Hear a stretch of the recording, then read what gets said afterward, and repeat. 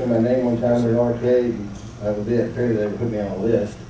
And the local big newspaper there, the Charlotte Observer, they had my name in the paper. And one day this guy from Iowa named Walter Day started contacting all these newspapers, and they got my name on the list. And I wasn't exactly the most calm teen, and someone knocked on my door one day and asked my mom, "Where's Joel?" I don't know why. Well, they're looking for him. Who's looking for him? What's he done now? And just so happens it was something good this time. And video games really did change my life from that point forward. No one was ever looking for me for anything bad after that. So, when someone makes a little joke and they say, "Video games changed my life," it really did change mine. I'm very appreciative of that. I got to meet all these nice people and all you nice people, and this is a great event. So I'm thankful. If you don't know, Joel is actually the world record holder on Berserk several times. Yeah, 3 times. I've got Slow Bullets now and Frenzy. And I've had other things, but nobody seems to remember that I did Rally X or Battlezone or #2 on pole position. Rally X didn't turn into Robotron, so we'll stick with Berserk. Yeah, Rally X didn't turn into Robotron, but it's a nice, short, hard game. I like it. One of these days, pretty soon, hopefully, this old guy right here sitting in front of you will be, hopefully, the first to do 100 hours continuously without a break on Frenzy. So, I know it sounds crazy, but sounds crazy. No one believes I can do it. There's people who placate me and say, "I hope you do." I believe if anyone can, you can. But I really enjoy chasing it. This year I've lost over 80 pounds trying to get the old man in shape. And so I've done that. And now I just need a sponsor who wants to put a little effort behind and get their name. And I also need to get my upper body to a point that I'm comfortable. So I'm looking, wait for that. That's me. How'd you end up in Iowa, Billy? Well, He's from North Carolina, by the way. I'm from Florida. Well, what happened was I played video games. I played too many video games. I'm in the arcade. I'm beating everybody in the arcade. I'm traveling from one arcade to the next. I'm checking all the high scores on the machines. I'm actually driving around different spots around the state, being 17 years old and not really having any responsibilities. And I kept checking publications, which there weren't any. So I'm calling manufacturers, and all the manufacturers don't care. All they would do is refer you to the distributor. And when I called the distributor, they said, "We don't know about that, son. We just collect the quarters." You know what I mean? Like a used car salesman. So finally I came across Joystick magazine that listed Twin Galaxies and Walter Day. They didn't have a phone number. And back in 1982, you needed phone numbers. So I call and I get, in Ottumwa, Iowa, I get somebody named Walter Day, not him. Some old guy. "I'm tired of you young punks calling me in the middle of the night about these video games. I don't give a damn about them. I don't like them." So I actually called the guy from Joystick magazine, the editor. Could you do that again? And I actually got the editor at home who gave me Walter's number to the arcade. And I called the arcade. And I felt bad. The old man had people keep calling him, so I called to tell him what happened, who the guy was, and what his proper number was, Walter Day. "Don't ever call me again," and he hangs up. So, I mean, I thought I was trying to do a good deed, but to make a long story short, Life magazine was getting a gathering of what they considered to be the 20 best video game players in the world. And I had been playing a game of cat and mouse after meeting Walter with somebody who claimed a score on Donkey Kong higher than mine, and I just wasn't going to believe there was somebody better than me. There just wasn't. It wasn't possible. This guy claimed 1,400,000. And when I talked to him on the phone, I hung up the phone, I called Walter back, and I said, "This guy's lying." And Walter says, "You'd have to know Walter." "Oh no, he can't be lying. Are you kidding me? I know this guy. Nobody would lie about a video game score." You gotta be kidding me. "Why would they lie?" And I go, "No, he's lying." So months went on the phone, and I really couldn't pin the guy down to tell me anything. But now I met him in Ottumwa, and I met him at Life magazine. There was no escape. I had him pinned to the Donkey Kong machine, and we were going to play a game. And this is all the way back in 1982. And if you could get 100,000 points on Donkey Kong, you would be the center of attention in any arcade. Every eye would be on you. In his game, he got 190,000, and he was the center of attention. And I played, and I got 849,000 on my first guy. Wow. And he was there. There wasn't an eye anywhere but on the machine, including the cameras of Life magazine. And it was at that point that I was forever put in the competitive world of video games. It was just a push to go higher and higher on harder and harder games. And the games that I played were games like Donkey Kong and Pac-Man and Centipede. The games with the most popularity because they had the most competition. And it was that pushed me to be the player of the year in 1984. And then I basically just kind of ignored the situation. It was 1986, and I'm like, geez, I can't play video games forever. And the golden age of video games had come to a close, and there weren't any organized contests, and I just went about my normal life, and I turned this compulsive, obsessive personality that I had developed into something more productive in a business world.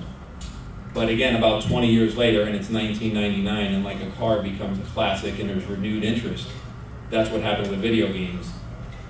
And at the same time, a guy from Canada called on the phone and claimed everything he claimed he could do on Pac-Man, which had happened over the years. And every time Walter would put me on the phone, I'd ask the guy a half a dozen questions. I'd squash him and hang up on him because he was lying. It wasn't even close.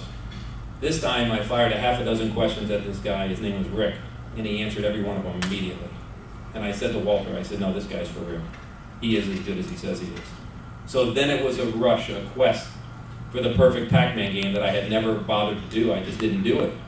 And now I had to do it, so some Johnny-come-lately, who is not my friend, but some Johnny-come-lately didn't do it. So we had this battle between us. He was actually, I was at 1,700,000, I lost a guy. That means no perfection. I was so angry. Now he's playing. He was at 2.7 million. I had walked away. I had given up. I had resigned myself to the fact that he was going to get it, and I wasn't. And I'm on the next aisle playing some other game, and a big crowd around him. He was at 2.7 million, and all of a sudden you hear, "Whoa!" The whole crowd sort of died. He lost the guy on the screen with one dot left. I mean, whose side are you on? I felt his pain. Yeah. So, I know the end of the story, so. yeah, so naturally I felt bad for him.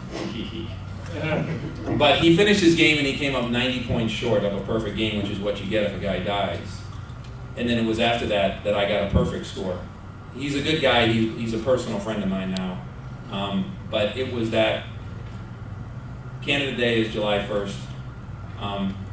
Independence Day, July 4th. I did it on July 3rd. I did it over that weekend. There was nothing else big in the news. This went on the news. It hit the national wire. It was a big American thing. He wore a cape. He calls himself Captain Canada. You can find him on the internet. I'm not going to be that goofy. This is as goofy as I'm going to get right here. And, but that story ran around the world. I mean, I did interviews in languages that I didn't even know existed. 2 weeks after it, I went on a cruise ship with my family. They found me on a cruise ship. I was in Mexico and I was doing interviews, and it was just an explosion. It was a perfect storm that I don't think could ever be matched. It catapulted popularity. It brought me to Japan, where I was crowned the video game player of the century, where Masaya Nakamoto credited me with a resurgence of interest in classic gaming, which I am flattered by and appreciate. You had a classic case of Pac-Man fever, didn't you? So anyway, that's the story how I met Walter, and from there there's film crews that have followed us, and a lot of film crews, and that's enough. Move along. I'm curious to know, in the crowd, the people that met Billy today that have probably seen King of Kong, how many people expected to meet a different personality today? He's actually really cool, and in case you didn't know that, I've known him since 1982, and he's... Yeah. Well, we certainly have a lack of honesty in this room. One person raises their hand. Give me a break. Yeah. By the way, these panel discussions, without a doubt, it's our favorite thing to do. Okay, and we really like the tough questions. Not, so how many quarters have you spent? A bunch of fanny questions. I don't know if there's any kids in here. So we like really hard questions. We like controversial questions. We like mean questions. Yeah, because we fire them back. The fact is, by getting involved in the conversation, you are opening yourself up to a little abuse. But we have like prizes we give away to people that ask tough questions. So make sure you're tough. And he was giving Joel a hard time about talking too long. Just notice that. Too long for my skin. To give a little context why we're even here, and it's more about Walter. Back in 1981. Hi, Walt. You can come up here. I didn't know you were back there. Yeah.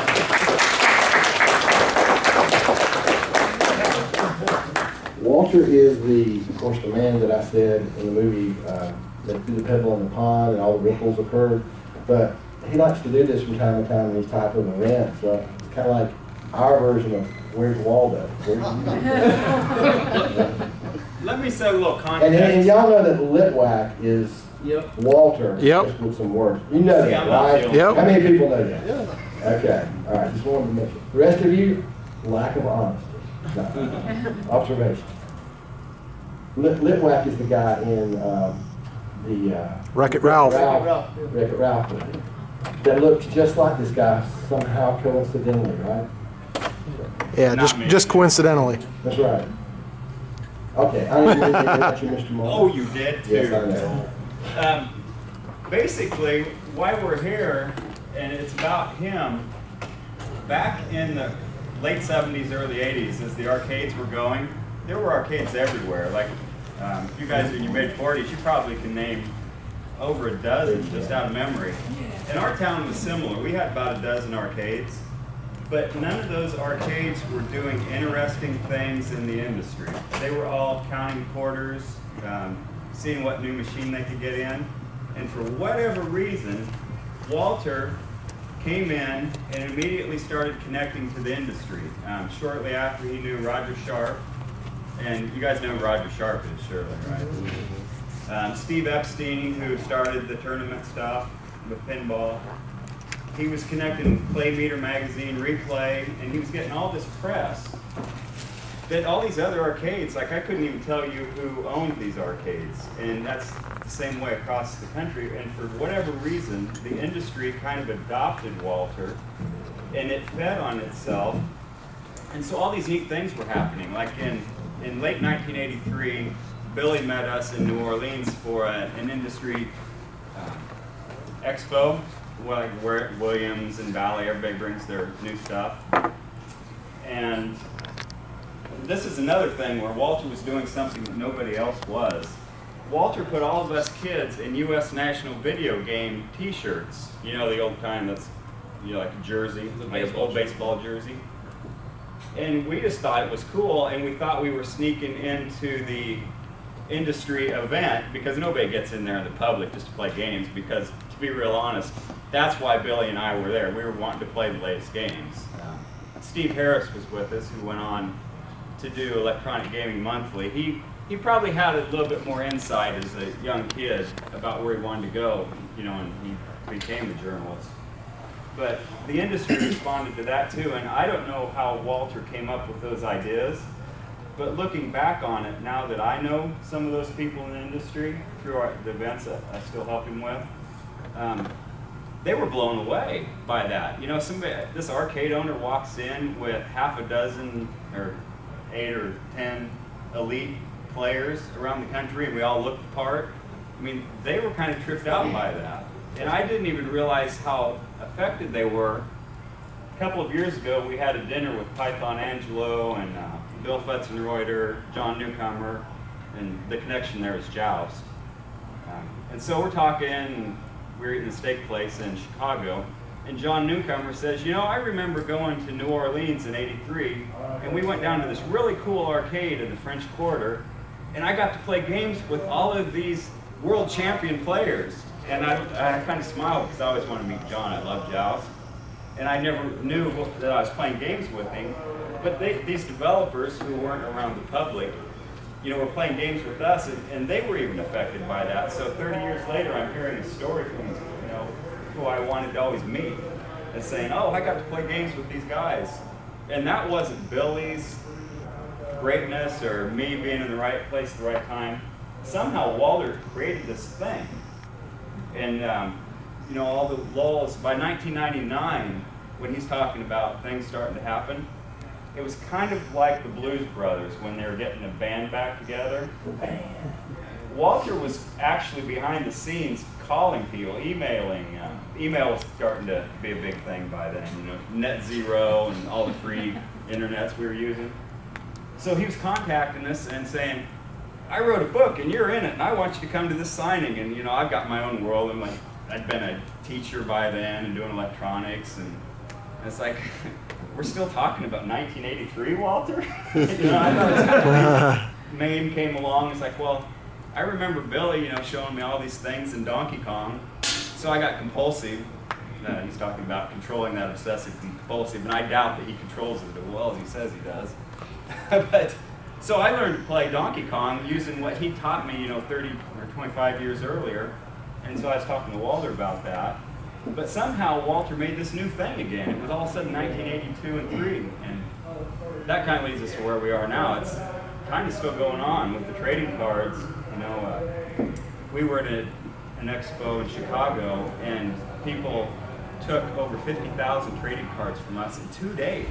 Like 50,000 is what the run was on Defender the whole time that they made machines in Chicago. You know, so it's been pretty neat. And I don't know how he keeps coming up with these ideas, but he always seems to do something interesting, and we appreciate it. I mean, that's why we're all here. Joel drove like 20 hours to get here. And it's all because everybody loves Walter. Right, and for the first time, it was 1985. It could be 84, but it was 85. Walter says, well, I'm not going to be doing this much longer because I have other things I have to do in my life. That was 1985. We had that talk this week. And he has said it every year since. He'll say it right here. And you'll see him again another day. He has retired from video games more time than He's trying to far from the NFL. So I stand up when I speak because I'm very dramatic, as you might know. So I can't take credit for all this. I'm going to sit under his armpit. Okay, right. Okay, I can't take credit for all this, even though people constantly give me credit. When I opened up an arcade in 1981 in Ottumwa, Iowa, it's because I loved playing video games so much. It was only a mere excuse that, oh no, we'll do it as a business. We'll do it as a business, you know, we'll run it normal. But that wasn't why I was opening up Twin Galaxies. I and my partner opened it up in November of 1981. And essentially... Can you guys still hear back there? Can you hear? Everybody can hear okay? Use the mic. Yeah, use the mic. So is this... Turn it on. Better? Okay. Much better. I opened up Twin Galaxies as an excuse to be able to play video games more and more and more. So I was like 32 years old. Everybody else in the arcade was like 14 years old. And I would be there till 2 in the morning playing video games because I enjoyed it so much.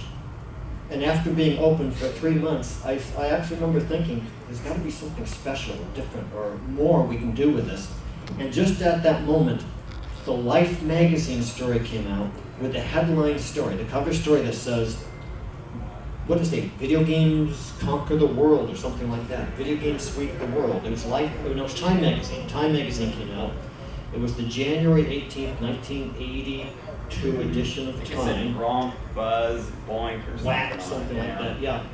Don't video games rule the world. And in that news article, they mention Steve Jurassic of Chicago, Illinois, and they talk about his 15 million point score on Defender. So everybody across the nation and all the arcades was now focused on a video game player suddenly getting international headlines on him. So suddenly, this first model of someone being a video game player, suddenly being a popular pop culture star, happened. And so someone walks up to me in my arcade and says, I can beat that score. And I said, what score are you talking about? So he pulls out the magazine and shows me the article of Steve Jurassic of Chicago being listed as having scored 15 million points. I said, I can beat it. And I looked at him and I didn't believe him at all. I thought, no, I couldn't have a world champion in my arcade. This is a small town. So I said, prove it. So that weekend he played on the game and he went to 24 Are you talking about Tony Matt? Tony Madden. Was it 24? It was 24 million or 25 million points. So he beat it. But here's the most important thing.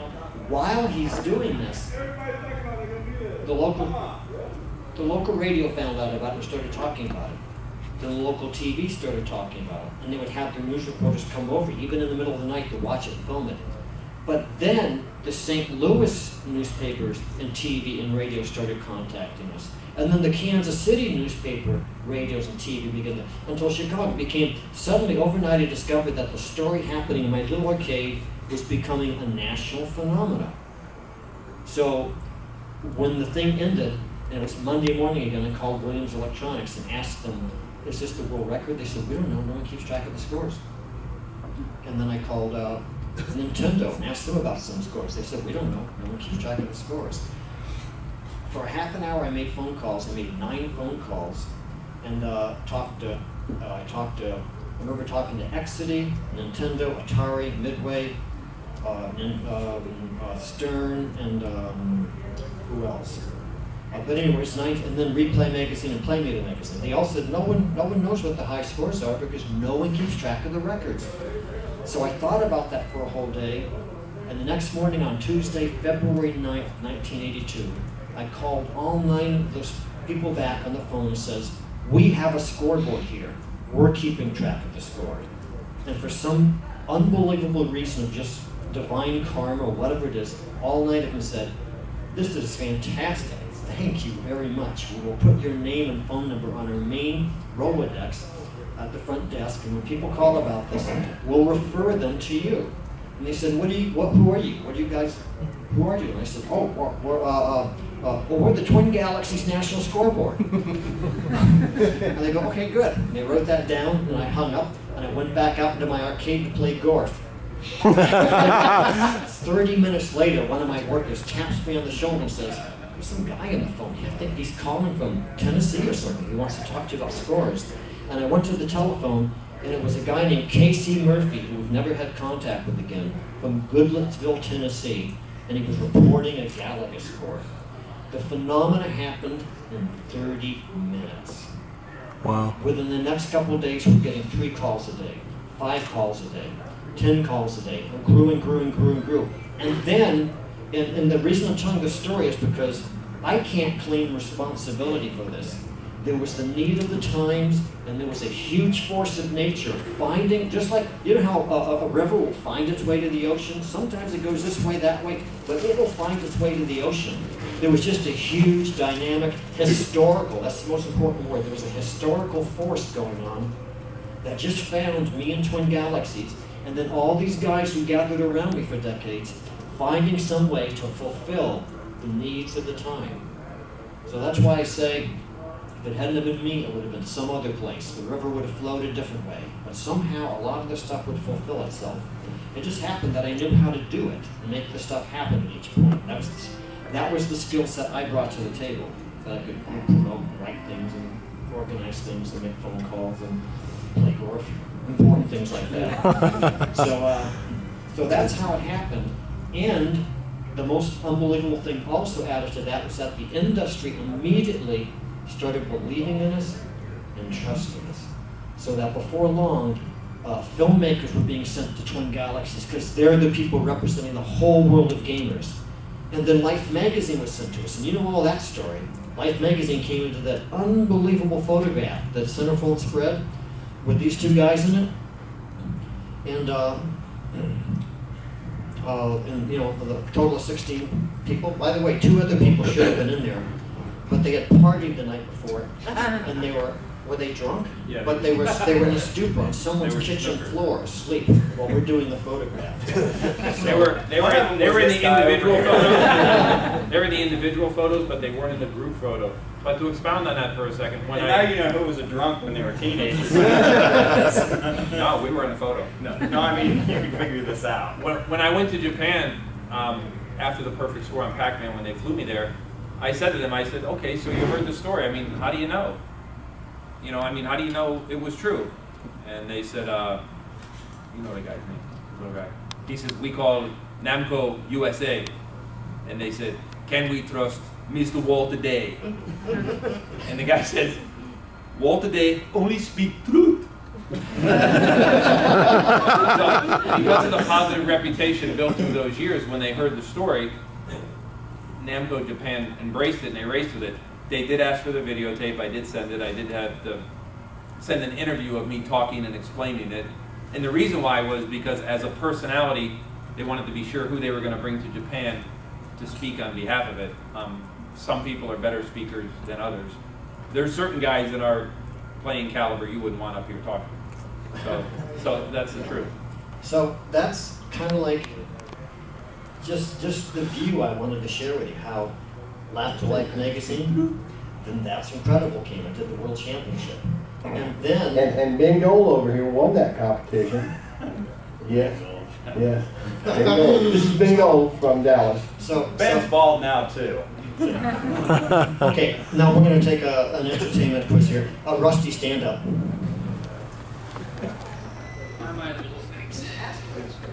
Kind of looks like Ben Gold too. Sit beside, ladies and gentlemen. Twin brothers are different methods.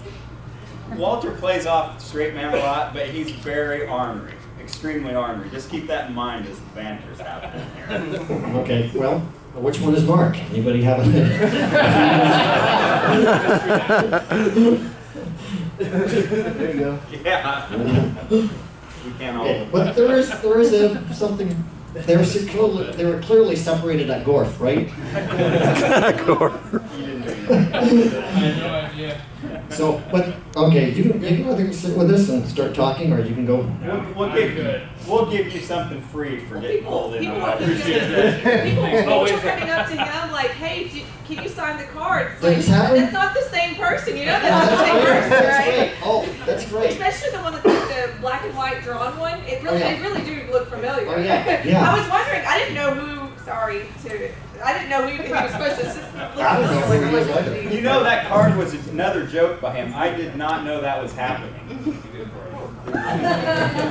Okay, he won the diner at table 7 is one hot. Don't hate us after this. But to finish the story, then we got the mayor of Ottumwa to proclaim Ottumwa the video game capital of the world. And as simple and small as that sounds, that was a huge deal. The story went all around the world again and again and again and again. And Ottumwa still has that as part of their laurels, that they're the video game capital of the world. And then the governor showed And up. the governor of Iowa, Terry Branstad, who's It the was governor now again. 1982, an election year. 83. Well, yeah, 83. It was an election came- that just happened. He came, and I called up the Amusement Game Manufacturers Association of Washington, D.C., and also Eddie Adlam, the editor of Replay Magazine, and I said, I think the governor's going to come, and we're going to give him an award. So you guys should come and give the governor an award. And they got all excited. So by the time it happened, Replay Magazine came, Video Games Magazine came from New York City, Atari came from San Jose, and of course, the Amusement Game Manufacturers Association head, Glenn Braswell, came from Washington, D.C. So it was a very, very big thing, and it became the cover story of Replay Magazine. So all these things happened back to back to back, and they're part of, like I said, just like a historical process that just went on, way bigger than anything. I mean, how could you even think to make this happen? Can you possibly think I'd be smart enough to make this happen? No. You just want to play Gorf. Ignore that man. So essentially, this happened because there were just some big forces, society at work making this happen, and we were just part of that path of bringing it to fulfillment, and bringing it into the world. So, and I'm always honored and flattered, especially when pretty girls come up and say, "Oh, you made this happen." Well, I didn't make it happen. It happened itself. We were just part of the tools that it used to make it And then happen. Billy wedges in. That's right. You know, actually, what the story he's telling, a couple of weeks ago, I ran across the Jerry Parker, our mayor in Ottumwa. He's not the mayor anymore. He was at a preschool. We both have grandkids there, and he said that he still gets asked to sign trading cards and send stuff about video game capital of the world on a regular basis. They contact him at his city administrative job. And then what a really odd coincidence, I was in Des Moines Airport coming here Friday morning, and Governor Branstad. And I asked him, Joel was like, you have to talk to him. And I don't really like to bother people in public like that. But Joel wrote me about it. So I asked him, and he remembered clearly coming to Ottumwa. So I told him. somehow Walter got in the psyche of these people. And it's interesting. I told Mark, we were on the phone, he said, and he's talking about something, the governor just walked by. I said, you have to go get a selfie with him. He said, no, I could never do that. I said, look, he's a politician. I said, politicians love their ego strokes. And he just won the election. Yeah, I said, you need to go up to this guy and stroke his ego. I said, by not doing it, you're offending him. And He's not lying. This is almost verbatim. And so, well, Mark said, but I'm too shy to do something like that. I said, 2 birds with 1 stone here. You go stroke his ego and get over your fear, and everybody will be happy. And I got the picture on my phone. He sent it to me. Yeah, I think I put it on Facebook on your Houston page. I want to share one special story with you because you were probably the best group to help me figure out what happened. When we opened the arcade in November of 1981, before that first day was over, a man comes running into the arcade from across the street, and he owns the taxi cab company. And he says, I don't know what's going on, but none of my cabs can get radio transmission back and forth between my headquarters and the cabs. Okay? And this is the problem. This is going to interfere with my business. And I think it's because of your arcade, because I noticed that it happened just about the time you turned the video games on. And so I said, that's not possible. Whoever heard of such a thing? So he was kind of angry and went back across the street. Then he came back a couple hours later. We went through this interaction again. And just at that moment, the police came in because they were checking out the new arcade because, you know, is this going to be a problem? They have to see what it's all about. And they're standing there listening to me and the cab guy sort of argue about this. And they suddenly said, that's really strange. We don't have radio transmission downtown anymore either. It started sometime today. None of our patrol cars can be picked up from down, you know, the station. So this is really strange. So now the police are in there, and just at that moment, believe it or not, people from the fire department walk in because they're looking for the police officers to talk to them. And they hear what's going on. They say, we don't have radio transmission either. So police, fire department, cab company, all the radio transmission communications downtown Ottumwa are no longer working. Walter, this will be a trivia question. Let's see if they can get the answer. Okay, we'll do it that way. So essentially, my partner at the time, John Block, went back and started switching banks of games off and on. And the cab guy came running back in, and he said, what'd you just do? Whatever you just did, do it again. Because suddenly we had radio transmission. And through experiment, through trial and error, we discovered that one single game, single-handedly, was interfering with all the radio transmissions downtown so that police, fire department, and the cab company could not conduct normal business. Now, ladies and gentlemen, what game was that? Crazy Taxi. What? Not Bolivia. Okay, so we have to have a special prize. What should the prize be? Yeah, what's the prize? 2 weeks from the Caribbean with Billy. Okay? Or a bottle of hot sauce. Or a bottle of hot sauce, which is equal value. I'll tell you how. Okay, someone guess first. Asteroids? Nope. Defended. What was defended? Nope. Battlezone. Nope. Gorf. Nope. Space Invaders. Nope. Tempest. Nope. A game with a spark. Star Castle. I got it. No, No, that's not it. no more hints. I got it. Quicks. It was Quicks. QIX. Wolfgang. Quicks. Pronounce kicks, though, I think. Yeah, I think so too.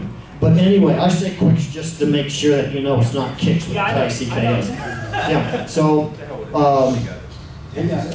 it's unbelievable. That game single-handedly interfered with all the radio transmissions. And as many times as I've told this story, no one has ever had an inkling why that could have been happening. But since there may be some technologists in here, maybe I'd be interested in hearing. If anybody... I can tell you how it happened. What happened? Okay. Well, if anyone's familiar with some of the later consoles before live gameplay, the Sony Dreamcast actually was affecting. I was working in Virginia at Strike, which is where they moved, basically for the layman, Top Gun. Well, I've just never heard of that happening in any other arcade, never. So it's really interesting. It didn't happen in an arcade, but the board set for Mystic Marathon, which was the later set, did the same thing. We had to put it in a Faraday cage when we were developing it because we knocked out Channel 2, Channel 3, Channel 5, and most of Channel 7 for 3 blocks around the Williams building. Wow, that's one-upmanship. But not WGN. We knocked out the cab company. You went out to the TV set. But that goes along with something I picked on Walter for 30 years. There's stuff in this world that only happens to Walter. That can only happen to Walter. I'm going to Japan, he's going there on a separate flight. I got put into first class all the way to Japan. He got bumped off his flight, he got overnighted, he had another flight that got canceled. He got there a day and a half after I got there. That only happens to Walter. He always got his luggage lost. He actually drove from Des Moines to Chicago for an event. He drove and he lost his luggage. So we're doing the official national championship for Midway on hydrothon. So I drive to the Chicago airport to pick up the contestant who had won our Seattle heat, and he's coming into the terminal, and I have to, you know how you pull up and you run out and run back in? He's in Midway, Chicago. No, it's not. This is at O'Hare. I'm at O'Hare, and the guy's inside the terminal, but I have to just stick my head in the door to see if he's there. So I look at my stopwatch, I click at 6:30. and I walk into the thing, I look around, there he is, he comes back out. We come back out, 7 minutes has gone by, the car's gone. So not only did I lose my luggage, I lost my car. So he drove to Chicago and he still lost his luggage without getting on a plane. So then he had to go get his car out of the impound. It only happens to Walter. I had to go get my car out of the impound lot there. So that's amazing. So what was happening is they had been parked a little ways away. They watched me get out of the car. And as soon as they walked me through, they roared to life, got the thing up, and it was gone within 7 minutes. In 2004, we're going to the New York Film Festival. We meet at the LaGuardia Airport. I'm like looking around for Walter, like, where's he at? Oh, then I see him, he's coming down the stairs. I'm like, waiting. He comes down and he's got all this stuff and he goes, okay, well, we got to get a shuttle. I go, all right, where? He goes, I'll find out. He's got his juice in his hand. He walks around the corner to ask the question. Comes back around the corner and the juice is splattered all over him. I go, what happened? He goes, you know these things happen to me. I opened it and exploded all over me. It only happens to him. Remember that, right? There's a story that we won't tell now. Which one? I'll tell Well, one. I think the moral of all these stories is that the universe is jealous of the genius of Walter Day, and is trying to pay him back for giving us all this wonderful video game competition and for scorekeeping. So, but he's still way ahead. In Los Angeles, he lost his pants. That cost $50, by the way. Yeah, that definitely. No, it was in California. So he goes there, and his pants got wet somehow. It only happens to Walter. And he's got a couple hours to go up and relax. So he goes up, and he takes his pants. He just had water on him. And he puts them on the balcony, and he's on the 6th story or whatever. And he goes in, he cleans up, he's in bed, he rests a little bit. He goes out to the balcony, and his pants are gone. He looks over the balcony, way down there. He sees them on the ground. They blew off the balcony. So he gets on, whatever he gets on, he goes down 6 floors. He goes down, he grabs it, he retrieves his pants. All right. He goes back up. He gets dressed, puts his referee shirt on. You remember this? He walks out the door like his belt broke and his pants fell down. He pulls his pants back up, he goes back in, he takes his belt, he makes a halter through the loop and over and pulls his referee shirt over so you can't see it, and that's how he got through. He always manages a way to get by. I'm just saying, these things only happen to him. Nobody in the room could tell me that's ever happened to you. Nope. And then the television show MacGyver was formed because he inspired him.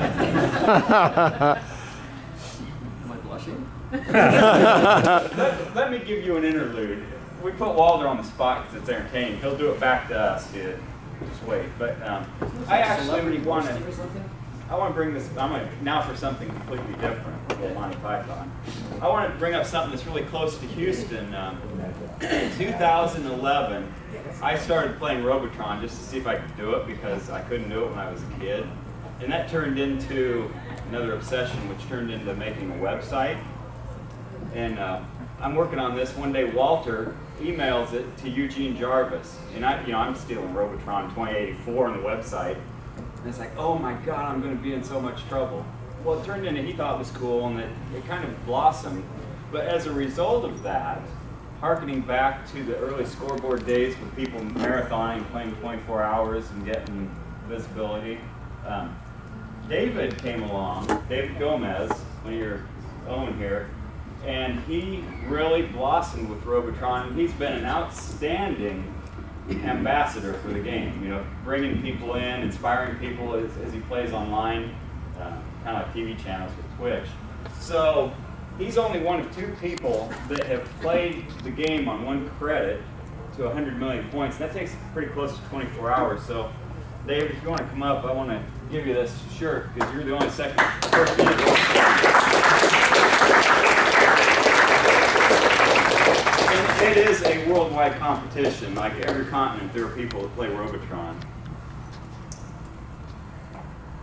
So this is signed by Larry DeMar and Eugene Jarvis. They signed him at Expo just specifically for that. Larry actually told Eugene that he had to sign this shirt at the banquet. So.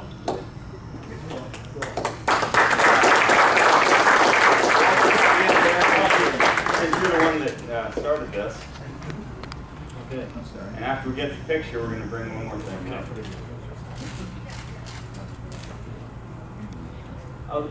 His attempts at this were many, and there was one person that was with him the whole time. So, Nanette, come on up here because you are an honorary marathon.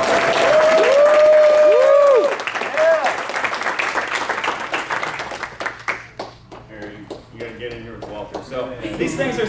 My point is that it's nice to be in here in Houston with you guys because this all started a long time ago in Iowa. But even you guys are perpetuating it here with the Gomez family and many others.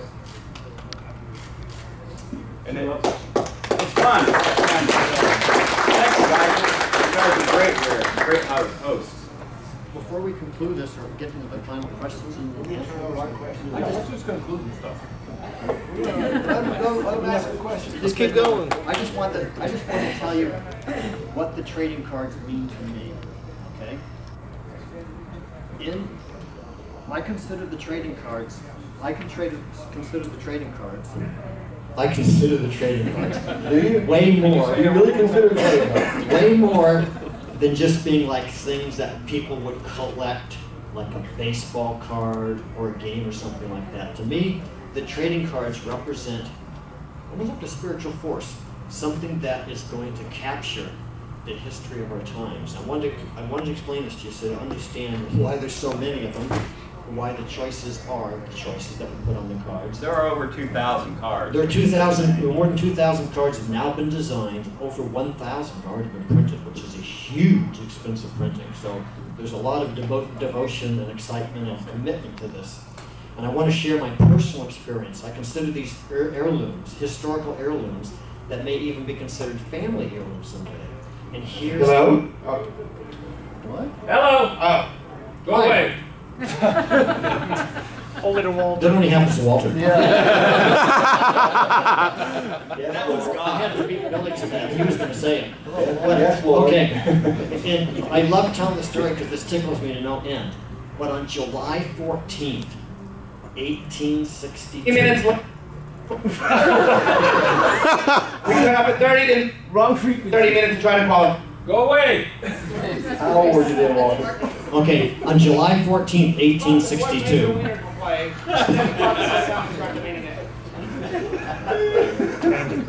There you go. Is it kicks again? Yeah. Okay, on July 14th, 1862, my great-grandfather, whose name was Walter Day also, at the age of 3, he won P.T. Barnum's National Baby Show. Okay, and so my family still has today, 152 years ago, this huge ornate certificate signed by P.T. Barnum. And that's very, very valuable to us. And you can see how this really will frame your own legacy, your own lineage, your own heritage in a special way that will be revered and honored and valued by generation after generation after generation of people. So I wanted you to have that as part of the perspective as I say, the awards and the cards we create are not just about who we are right now. It's almost like they're historical gifts to the future. It's almost like 500 years from now, people are going to have hanging on the walls the cards that we've designed to commemorate this person's contribution, that person's contribution, or this historical event, or this great game, or this great designer, or Billy's ties. The thing is that we're trying to historically commemorate the history of our times, because right now in this room, all of us literally are the first gamers. It started during our lifetimes, we're still here doing it, and that 300 years from now, 400 years from now, if there's still civilization, which I presume there will be, they will be looking back on this time period that we are a part of. And we're all like threads. And when threads are woven into like a big tapestry, the threads together make the picture. So that's why the trading cards are what they are. That's why they commemorate people, games, historical events, special, whatever. Because all together, it's like a gift we're passing to the future that will be greatly revered. And the people who are getting the awards later tonight at 8 o'clock, I mean, those are family heirlooms just as much as our thing, my family's thing from 1862. It's something that I think future generations, like maybe your great-great-grandchildren, will still have it hanging on their wall. And they'll say, look at this. Isn't this the coolest thing? My great-great-grandfather or great-great-grandmother was actually part of the historical process of the video game age beginning. And that's the spirit behind the trading cards. So we may never make money off it, which doesn't seem to be our plan at this point. No, we don't make money on it. Boy, are we having fun, because we've given away now over close to 250,000 trading cards as gifts in the last 4 years. So anyway, so we have piles of them for people. They should take them with them, you know, as they leave the show tonight, and they're on the table in the other room, and keep them as heirlooms, as souvenirs of what we're doing here. Because this is not just us doing it, just like it wasn't just me doing Twin Galaxies. It actually was all of us. I want to add. That's my story, and I'm sticking with it. I want to add something about these cards. There really isn't any criteria to be on a card other than you need to be a positive influence in the community and have an interesting human interest story. And a contribution. And I could sit down and I could find out something that fits every one of you, but the thing is, I will be divorced if I do that. So we have to pace ourselves. So if you know a good story, you know, let us know, because we can only write stories and honor people we meet and know. So everyone here is included everywhere. It's just that there's only so much time. You know, he's actually been staying up till about 2:30 in the morning working on some of these events, and it can be full time, and you know, we've got other things to do. So we intend to include everybody as the stories come up. We just can't logistically do that unless Walter and I want to move in together. And Bill and pay for it. You guys have seen us today out here working and selling souvenirs and items and that sort of thing. Let me explain what we're doing out there. A lot of small money makes big money, you know, was circulated.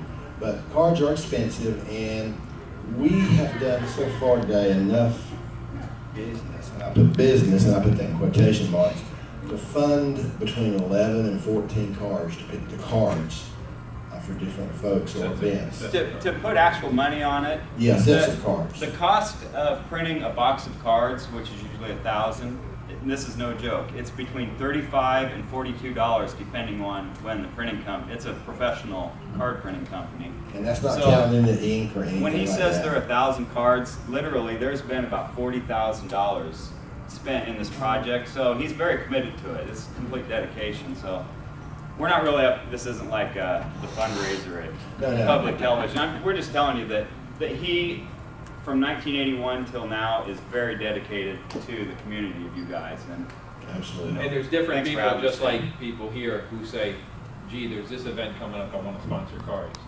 You know, there's a lot of people that have stuck their hands up different ways, and that has helped excel it. Again, it really doesn't matter how much money comes, how fast. The stories can only be written so fast. Oh, yeah. Yeah, we do have a few special items up here that we'll see if anybody wants to bid on. But all this goes on. We come on we pay our own expenses to get here. These items go into funding it. This is the control panel from a Donkey Kong Jr. And I know this guy who once had the Donkey Kong Jr. World Championship title here, and it might be this guy. And so, you know, that's on auction. This is an original 1982, still in the bag, Pac-Man duffel bag, and belongs to Mr. There's Pac-Man Mitchell. fever in that bag, so don't know. Exactly, automatically. And of course, we've got a few posters left and a few bottles of hot sauce. We want to thank you guys for participating, because what you're funding, what you have been funding today, is just a continuation of this for some other city, this city again, hopefully next year. Special, it's right, it's history. Special bottle of hot sauce here from Mr. Billy Mitchell. This is his archived bottle. He's hoping that someone might want that. And one-of-a-kind Pac-Man cap. Tell me about that. It's a hat and it's got Pac-Man on it. Yeah. See, now everything has a story, and that was just a very concise story. That was actually a gift to me from Namco. Yes. But instead of talking about us and the cards, if you want to bid on this, come see me afterwards. We'll do it quickly if you're interested. But we're here to answer your questions. And so, you know, ask us questions. We'll try to give you answers. There is one thing, there's a question I'd like to ask all of you guys. Of course, all of us are enthusiasts, or we wouldn't be in this room. But how many of you still play video games hard, like you did back in the 80s or 90s? Pinball. This is a pinball. Right? Okay. Video games, pinball, yeah. To me, it's all games. I think I was the first video gamer to hold a pinball record and a video game record at the same time. And I enjoyed it. Rocky Pinball. And then some video games. Yeah, I heard a few of them, but nevertheless. My point is I'm a pinball guy too. But the reason that I asked that question was, you know, real life gets in the way and takes our time away from enjoying and playing the games, but we're not special up here in our ability.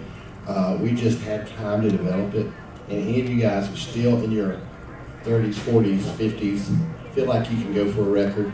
If you'll just focus the time, you can do it too, because you're never too old. I've taught 4 different people to get world records on video games, and none of them had any special skill. They just had determination and interest. So don't give up. I want to see some of you guys here get records on pinball and on video games, and be up here on the panel, you know, soon. All right, I'm gonna give this to Mr. Mitchell, and I hope that some of you will ask some very interesting and hard questions. One thing that we do though is, and we're guilty of it, someone will play a game, they'll be within 1% or even 10% of a world record, and someone will say, oh no, they're not a champion. You know, if tomorrow Tiger Woods doesn't win, you know, the Open, he's still a champion. You know, I mean, things go up and down. When you play on that championship level, you have to be a champion in order to even compete. So don't sell yourself short. So yeah, I want to have fun, and we want to ask people to ask questions, real questions. Otherwise, like the Gong Show. So, but I want to point, I want to make an example out of somebody, the one honest guy in the room. What question would you ask? You, yeah, you're the only one who was honest.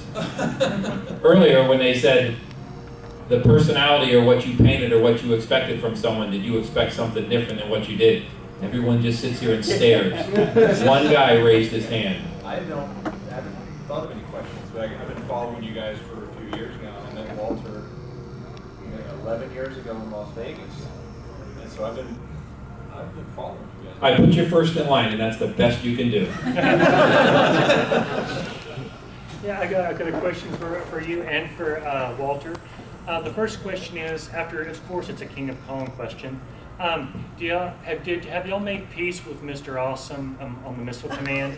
Any personal animosity or meanness, or did y'all bury the hatchet and try and be friends? Or He's gone on to be upset with many other people. Yeah, I'll answer it from my point of view. Regardless of what you've seen or heard or read in the blogs, I haven't spoken to him since 1985. And when I always have people and I have reporters ask me, and I'll say, well, I'll tell you, the most I've had to say to him since 1985, I said, but make sure you get it all so you get the story straight. And they say, okay. And I say, are you ready? And they say, yeah. I go, okay, listen closely.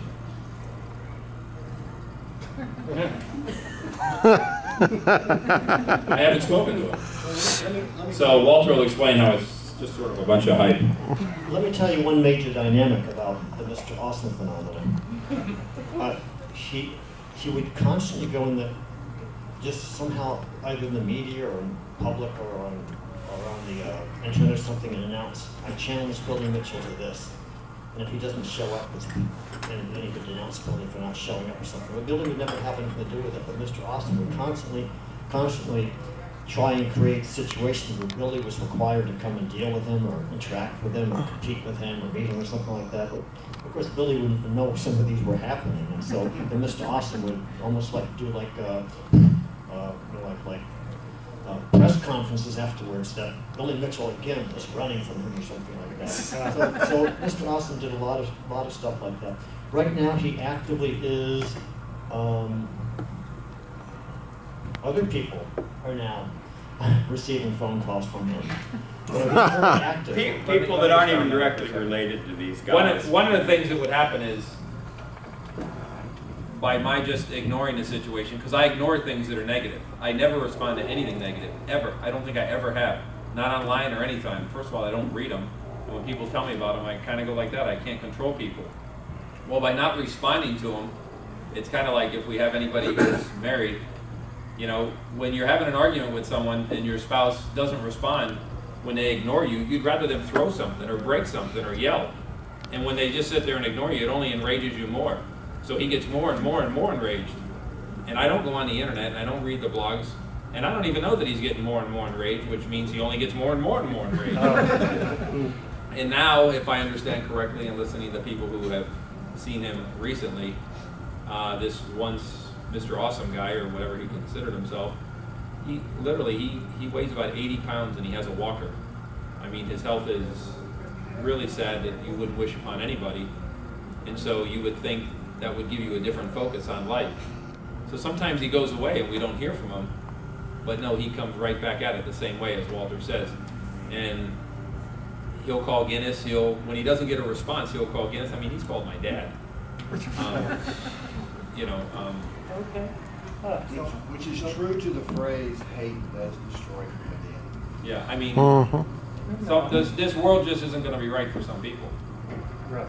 Well, Walter, the other second question, I'll try to be quick. Did you own the building where Twin Galaxies was, that you could like save it and turn it into a museum?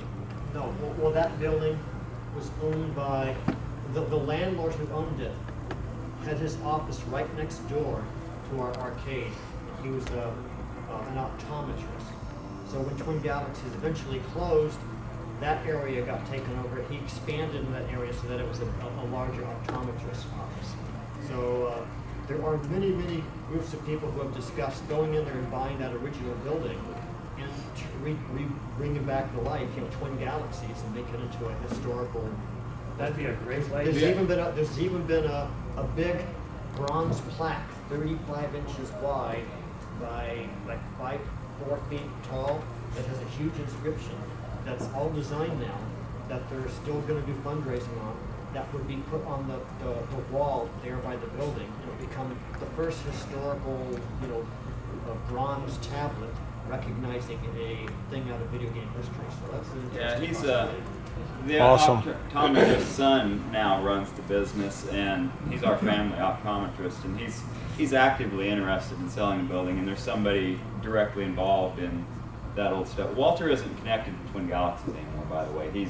That's owned by someone in Hollywood who's turning it into a whole global production thing. So Walter was the founder of Twin Galaxies, but that's a separate entity. But something might happen with that, but none of us would be directly involved with that. However, if any of you would like to have your name on the first wing of the International Video Game Hall of Fame, come see me afterwards and we'll talk. All right, next question. Hey, that was a good one. Okay, you got a tough act to follow. Yeah. I was curious, this is a question for Joel. I'm curious, what your opinion now is for the Berserk box pattern, I guess, and just people that play that and your relationship with them. I knew about the box pattern when I was playing back in the day, but didn't like it because it made the game too easy.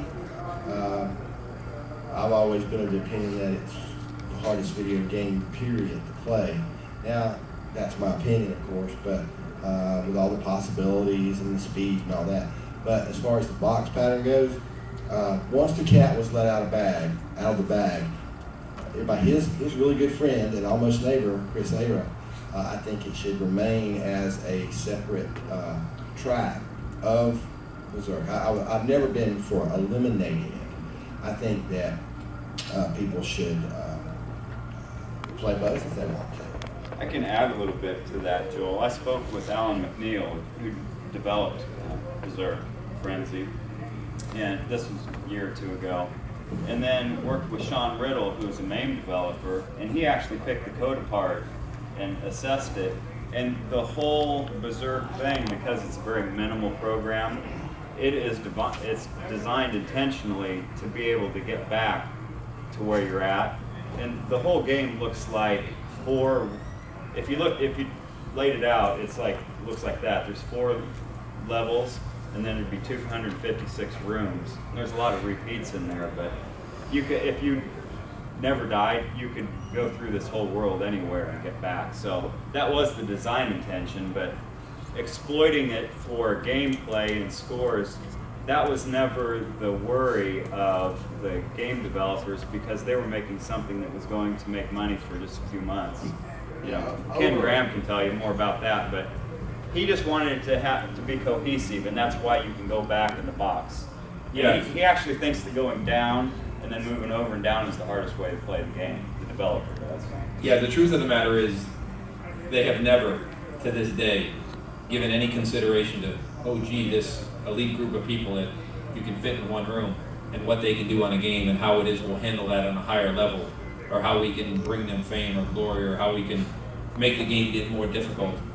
They have never considered us for a microsecond, because they're out to make money, and they don't make money off such a small amount of people. Not at all.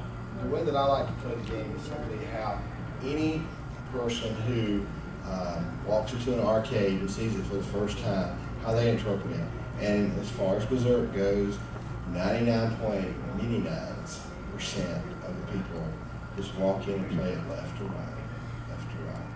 And yeah, I've learned how to do all these other ways just in case some aficionado from Japan comes along. I've always feared someone from Japan breaking my score because they're so intelligent and observant for technical things.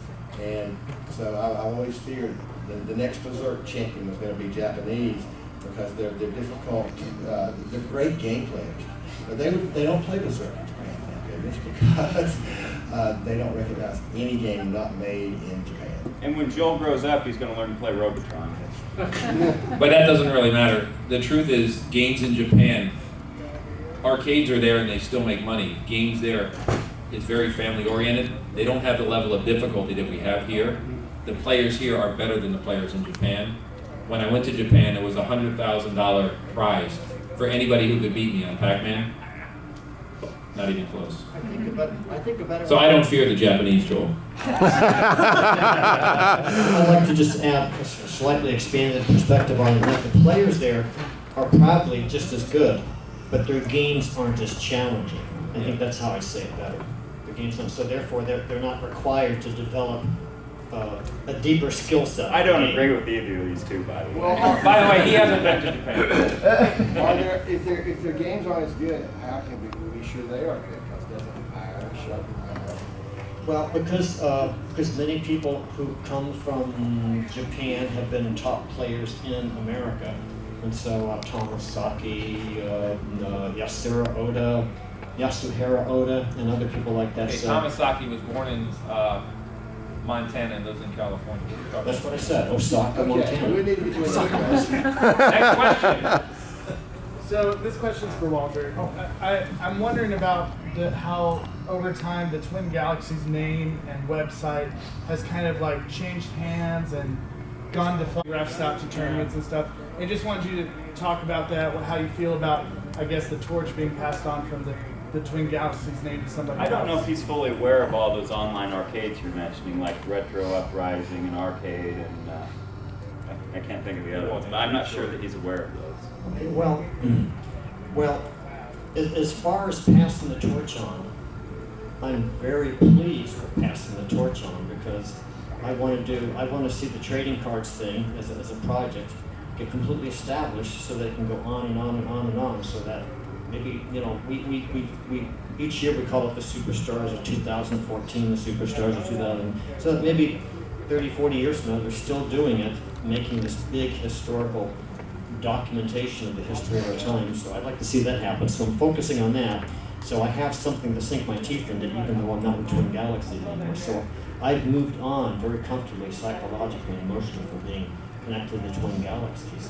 And there have been about 5 sets of owners since I was no longer the owner. So, you know, there's been different changes. Each time there's a set of owners, they bring different skill sets and different strengths to the table to try and develop Twin Galaxies this way or that way, and there's been some ways that, you know, they didn't do too well, and some of the other groups might do a little better in some different ways. But right now, Jace Hall from Hollywood area, North Hollywood, he seems to be the most intelligent and creative and dynamic and well-connected. He's a game designer. He's a game designer and director, you know, like a director producer. and what have you. And so he seems like he's the best person positioned to do the best job for Twin Galaxies. And he's best friends with Stan Lee, so how cool. Do they hold all the information, all the original Twin Galaxies? Oh yes, still? they have everything. They have the whole archives, they have the library, they have all the online You can stuff, they imagine have how all the enormous that assets. is, and he has to organize it. Yeah, That's why it takes so long. so the reason that they don't have a big mechanism in place yet to be accepting the scores is because they want to make sure that all new scores are adjudicated on the highest level possible. So therefore, they're creating a new kind of system that will be very connected to online media. That's my perspective. And all the scores that got log jammed during this time period, they'll get caught up. they're catching them up. That's why they're not out there encouraging, saying, please send me your scores. And the reason there's things like Arcade, Video Game Uprising, the Video Game Scoreboard, and the CyberNet, and CyberScore in London, and all these other scoreboards is because the bar is really pretty low to be a scorekeeper. You can have bolt-on scoreboard tomorrow if you want it, you know. So it's anybody who can go online and make a website can start a scoreboard. So there are literally probably hundreds of more scoreboards than any of us realize. And it's a fun thing for people to do. They go out and program it, and if it creates positive intention and inspires people to play, then it's fully supported by Walter. Absolutely. So I'm friends with all these other scoreboards, and I think they're great, and I'm glad that they believe in the community and believe in the competition on that level, that they're willing to put all their time and effort and programming skill behind this. So it's great. I'll throw in one other thing real quickly about that. One of the original 1983 printouts from the Tandy model whatever computer, there's still a copy of that online. What's Wayne's website's name? Wayne Kuhn, Paradise Arcade or something? Space Shuttle or something? Anyway, if you Google it, you can find an actual dot matrix printout of the 1983 scoreboard if you're waxing nostalgic, or waning nostalgic, or curious. His name was Wayne, so they're waning nostalgic. Okay, so We gotta go next question. Oh, next. Okay, so what's the next question? Yes. Billy, when you set a record, obviously it takes a lot of endurance and time as well. When you do it, do you wear a diaper? No, I only wear a diaper during a panel discussion like this. I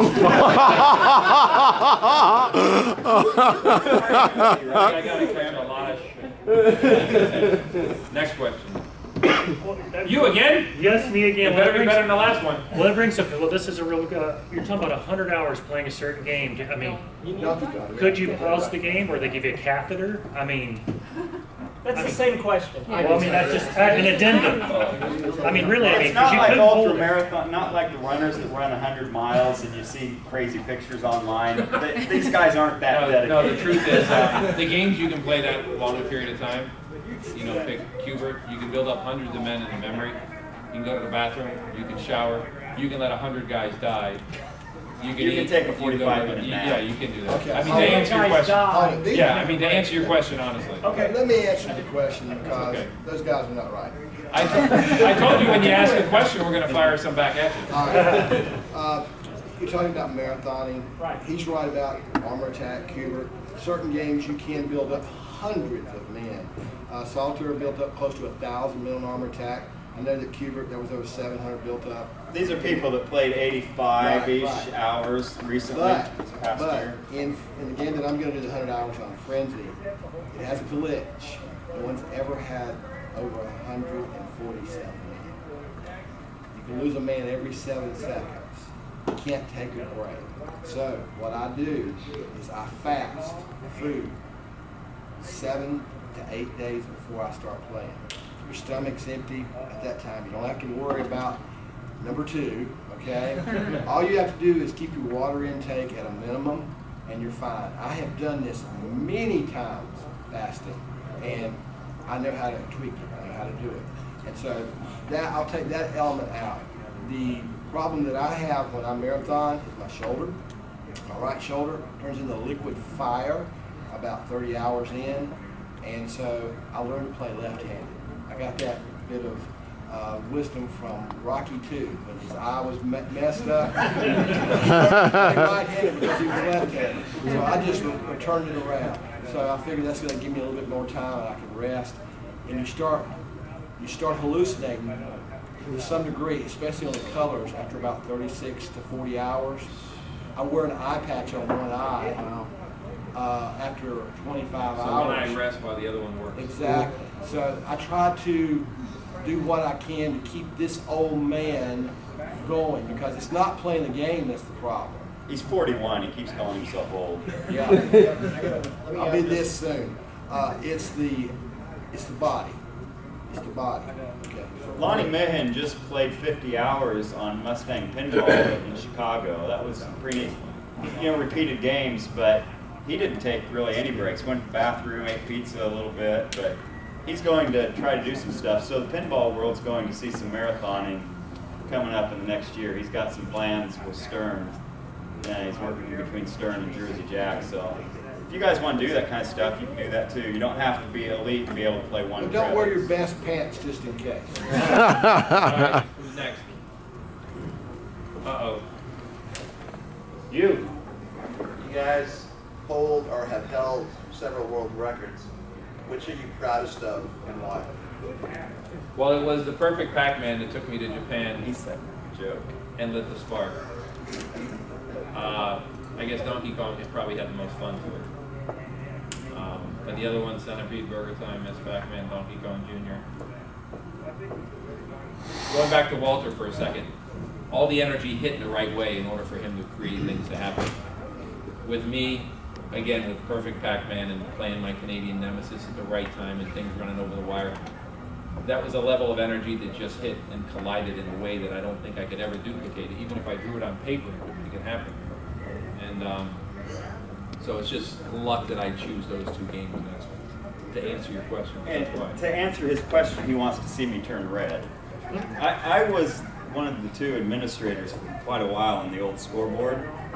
There was a really obscure game that came along, and just me and my buddy Lyle, we were talking about scores and we were creating database entries and stuff. I ran down and got a weak score on this obscure game. It had the guy, the arcade owner, sign the little permission slip, and I stuck it in the scoreboard.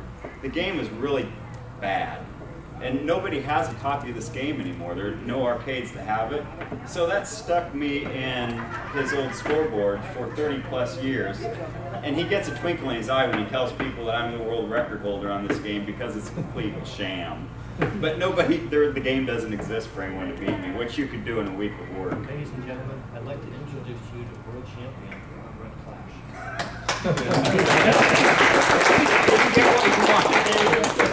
Okay, but that leads to a bigger thing. Back then, there were so many scoreboards that were just out there putting up scores. So we thought, man, they'll print anything. They had 11 million on Donkey Kong. Okay, I called the guy. I'm trying to call him. Suddenly, the scoreboard came out with 13 million. I called the guy. I told him, oh, we're having a big event. You can come here. You can play. He goes, well, I wouldn't be interested in that. I said, it pays $6,000 a week. Oh, I'd lose money. I make more money than that. Yeah, sure you do. Okay, it got to where he wouldn't take my calls. It got to where the guy sold his house and moved away. He had his phone number changed. So there were always this strange stuff. So what we did was we started submitting scores on a game called Squid Search. There's no game called Squid Search. Sure enough, you see it on the scoreboard, Squid Search, world record. It's got the date, the name of the person. Walter would just make up names like Weasel Hunt. And you see electronic games, and they got a score on a game called Weasel Hunt. So there wasn't any level of. Yeah, we made up Squid Search, and suddenly someone submitted a score. Yeah, so we would submit a score, and someone submits a score higher than ours on a game that doesn't exist. And the Japanese guy that believes everything that Walter says. Yeah. But to get back to him and his fasting and all this incredibly amazing preparation, there was this one guy who did a marathon, and he had all the old news clippings with the evening news and doing a story, and then some of the news stories, the person says, and what does he eat? Lasagna. And suddenly people were there stuffing lasagna, and it's just while he's playing Defenders. It's completely opposite end of the spectrum from your preparation for playing. Nothing in, nothing out. Now, one of the weirdest things was when we were in Canada and we were playing, we actually had a contest. If you could play 100 hours, you'd win $25,000. This was in 1985. And this guy shows up and he's going to play Miss Pac-Man for 100 hours. And he's just going to run back and forth in the tunnels. I mean, it was however many hours into it, he was on board 2. And, 12 hours later, he's on board I mean, 2. we don't know his name. He's lost to history. He hardly spoke any English. And his family's in there like pleading with him to stop, and they're like pulling at him. No, and he just kept playing. I don't know how many hours was it into it. He had lost. It was 4 men. He had lost two of the 4 men. Is that right? That sounds like it. Maybe he was on his second man, and he was like, I think he went 12 hours before finally his family made him quit. Yeah, and his name's lost to history. We've looked. We don't have it written down anywhere or anything. I know a question that we could ask Walter that I don't think Billy knows about, and it would be, has Walter ever been upset with us kids? And Walter could tell a story about 1984 in Chicago at one of the trade industry events in the spring, when we thought we were there, you know, being these professional young gamers. And it's the story that you told us after we had Chinese in Chicago a year ago. What actually happened with that? How professional were us kids at this event that was under your name and you controlling us? Oh, you do too. That guy called you. Yeah, Lynn Braswell, the head of the AGMA, called me into the office. He glared at me and says, you control your gamers, you control your players. Because they've been running all over the place, and people at different booths, like Nintendo or Yeah, this was Williams, Bally, Gottlieb. Because we used to go to the big, you know, back then, way before the E3, the big show was the AMOA show. And that's where the new arcade games would be unveiled. You know, Nintendo and Exidy and Stern and Universal and Gottlieb and everybody. Just like E3, but it was AMOA. Yeah, I mean, it would be all going on that. That was the birth of, you know, the industry. So I bring my team of players that were running all over the place, doing all sorts of things. And I thought that we were untouchable until I got called in and we got scolded for having the players just run all over the place and wreak havoc every booth. And he never told us this. I didn't learn this until just a couple of years ago.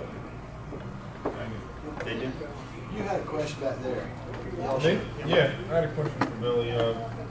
Years ago on an MTV show, you said you were planning something that would shock the video game world. Well, the truth of the matter is, hot sauce. He did a marathon without a diet coke. No, the truth is that as the years have gone on, what I thought would be more independence as my kids got older and into their teens. No, it's more dependent. It occupies every aspect of my life, and I just haven't been able to focus on it. So maybe some of those things that I talked about would be will happen after my son graduates, who's the youngest one. He's currently in 10th grade. So I'll be able to be a little less responsible and a little more fun. For example, I come here, I'm here alone only because I'm here one day. If I go anywhere more than one day, I either bring my family or I don't go. Let me tell you one thing, by the way. You may not know this, but Billy's son, Billy Jr., 14 years old, ninth grade, he's one of the top 14-year-old football players. And he's watched closely by top-level type people in the football industry because he's a kicker, and he's done 60-yard field goals. 14 years old. Yeah, he's listed as one of the top 7 receivers in the country, and he recently went to a kicking camp in Las Vegas where there were 300 kickers from around the country. 300, he came in first place. Wow. Wow. Building son essentially did. It's now a budding perspective. And I mean, I love this. This is awesome, but I mean, my kids are my whole world. He's going to bring honor back to the name Billy Mitchell. Absolutely.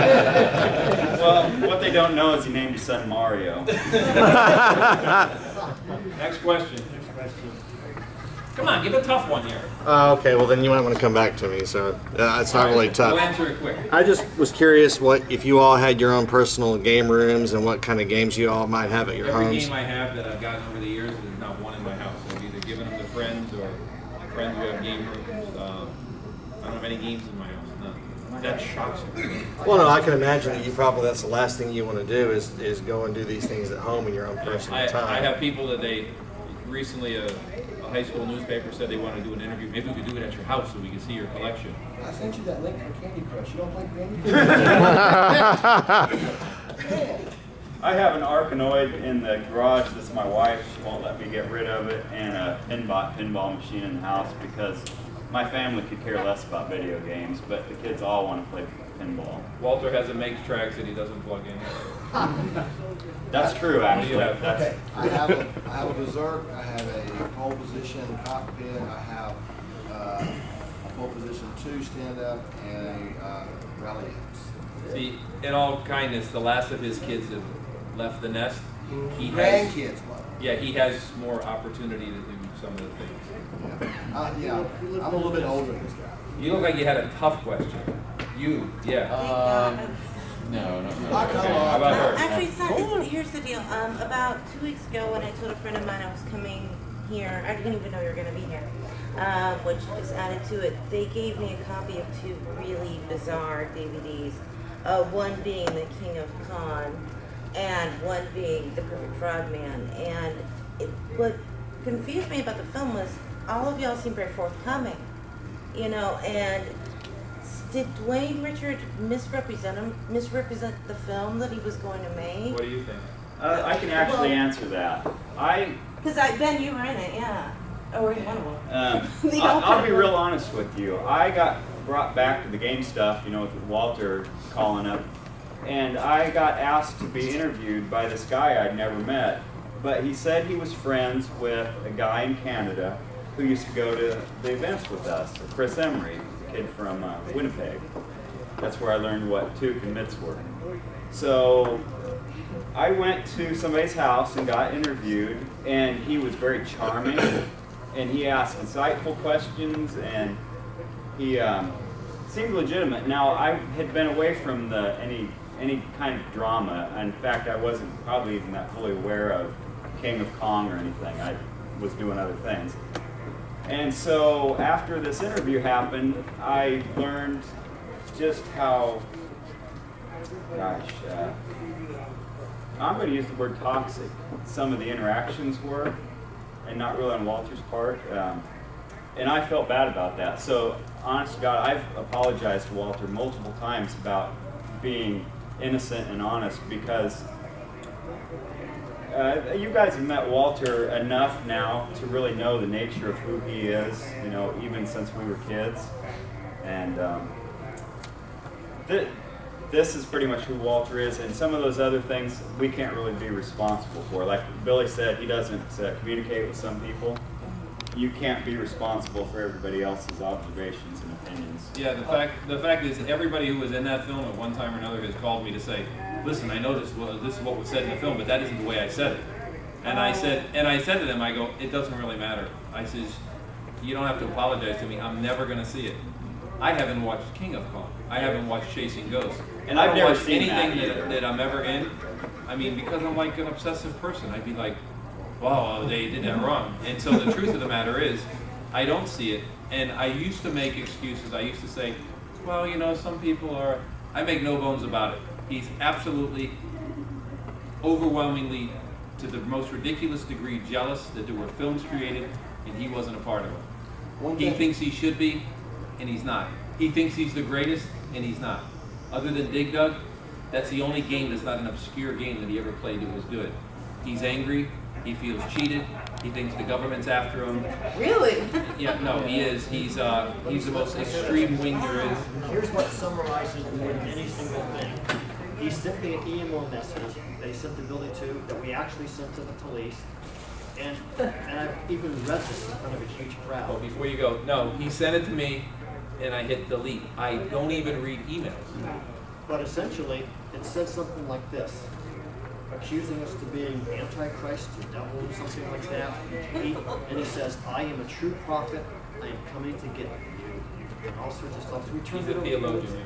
So what it is he proclaims himself to be a true prophet, and we're the work of the devil, and he's coming to get us. And it's real crazy. Yeah, he threatened to kill So we me. turned it over to the police, and the policeman investigated him.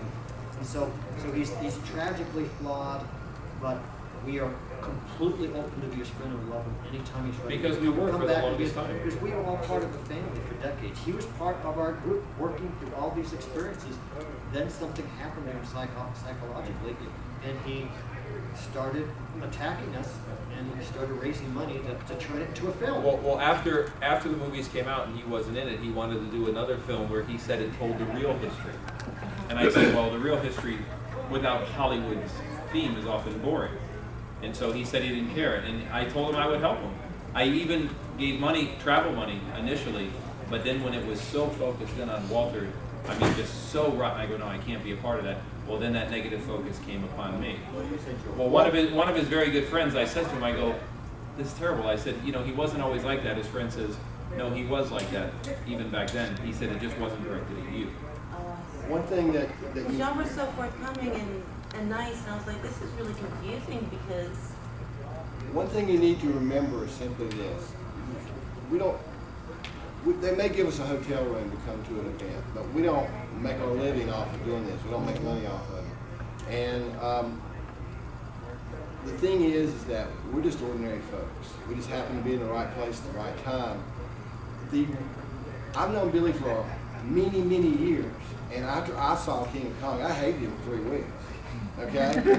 And the real star of the King of Kong was the editor. That was the real star of the movie. Just like in Chasing Ghosts. How many people have seen me in that monkey quote? Kind of made me look kind of stupid. You can't teach a man how to play berserk.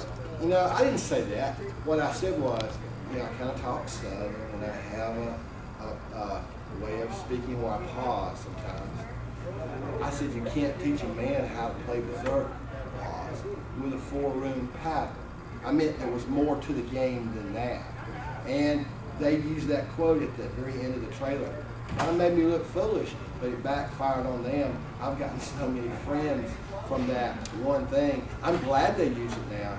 I was in Illinois, pumping gas. No sign on the car saying who I was. These 2 guys from Minnesota pulled in. They knew who I was. They were all excited. Okay. Did they pay for your gas? They did not pay for I am waiting for that. But my point is that the editor was the star of that movie. Like Billy said, the Hollywood element. Let me point out one thing. When's the last time any of you saw The King of Kong? Okay. Well, do you remember at the very end when Billy comes walking into the arcade and Steve's sitting there playing, and Steve turns and says, "Hey, Billy." And then you see Billy pause for 1 second and continue walking onward. I've been in like 12 major public showings of the movie because I saw it at different big film festivals and stuff like that. The audience goes berserk at that point. They go frenzy at that point because this is the final last straw that Billy is the ultimate villain. But Billy does stop and talk to Steve. They have a warm interaction. The editors of the movie purposely took it out because they were making Billy the villain. And when they said to me, they denied, no, we didn't take it out, and we just had our cameras running, and Billy would just incriminate himself. But that was not what happened. They absolutely made the movie in that direction. And in the crime, in legal enforcement fields, from their perspective, that's exactly a version of falsifying evidence to get a stronger conviction. So they wanted to make Billy so over the top the villain that they invented that interaction so that they would have their argument more reinforced. I can actually See add the point? I can add two things. One is about logistics. There's a lot of information in people, like this King of Arcades that he's doing. I was interviewed for that, but what I had didn't fit the editor's story, and I have no ill will. It's like, just, you know, they made a good story. You have fun with Dwayne? The next thing is there's another documentary coming out that I was interviewed for, and this has been a long time ago. They've been working on this a long time, some Hollywood folks. And I've tried to get out of that since things like because I was naive, I didn't know that things could get twisted. Because I hadn't talked to Billy about King Kong, you know, I was naive. And I've tried to get out of that, and the editors making it is like, well, we can't take you out for this, and this reason because we're going to tell a story that fits this. And that's really not the linear story that how these interviews happen. So they do have to tell a story because they're invested in tens of thousands of dollars in these, not hundreds, $100,000 in these processes. The King of Kong guys called me up towards the end and says, Walter, and they said it in almost apologetic terms. They said, Walter, we have to make a story that sells. Because they're kind of like prepping for the fact that they were making a story that would sell. And so what they did is they had 400 hours of video footage and almost who knows how many hours of actual vocal stuff because they had everybody with wireless mics on and recording everything they said. They put all the sound bites into the database, they put all the visuals into the database, then they wrote the story that they wanted, and then they'd pick and choose different scenes that would support that particular sequence of the thing. Where they could see someone standing there saying, well, blah, blah, blah. The film turns to him, and then the scene turns back to him. Now he's got a yellow shirt on. Then he turns back, and he's got a green shirt on. They just cut and pasted whatever they needed to make the flow of the story happen with this huge database of sound bites and visual stuff. So they made like a Frankenstein movie.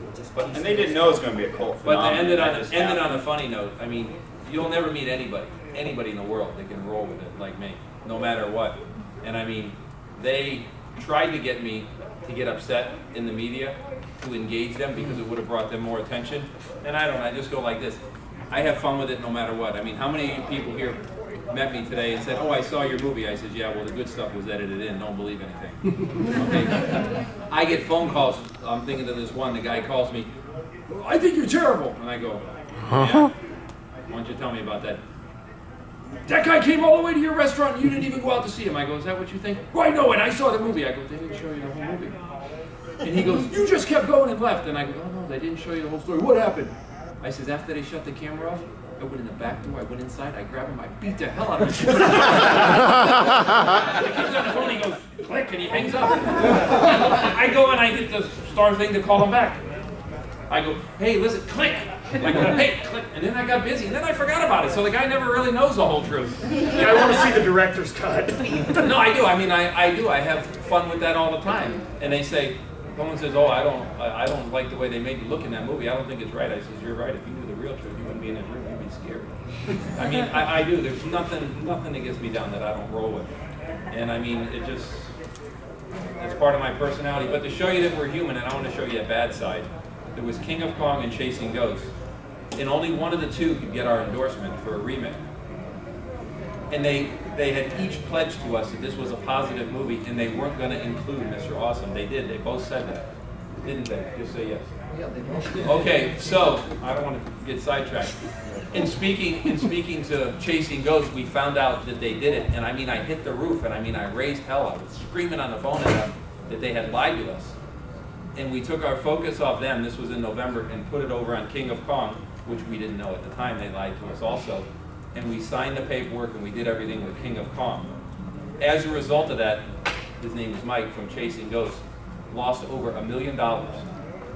He'll occasionally call us and he'll talk about different ideas for movies or how he can do something with Chasing Ghosts, and I'll say, every single time I twist the knife in him. I go, yeah, I hope you're being straight. You know, it's too bad you weren't straight in the beginning, or there never would have been a King of Kong. Every time he calls, I stick it. Because he got nailed for over $1 million on that. Had he been honest, he'd have $1 million more in his pocket. So we're not all that nice sometimes. Sometimes we stick it. Don't we? You gotta wrap it up. Okay. Thank y'all. Wait, one second. There's one. We're easy to find I if you like guys this. have You guys questions.